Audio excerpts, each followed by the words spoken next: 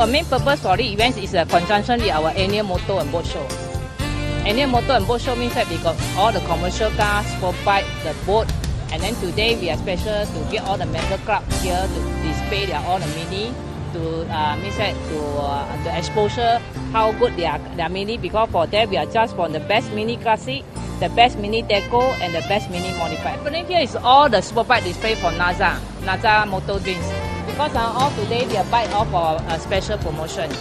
So whoever who are interested to buy the motorbike, they can come here to visit. It's all the mini classic car on display. So they are planning to sell the car is from 25k to 45k. The mini depend on the owner lah. They mean how they spend. I mean, some people they look like sport. Some people they like keep as the original. So when they follow what they want, they enjoy on what they have. So the coming event we plan to do on the end of the year is a mini gathering, the biggest mini gathering.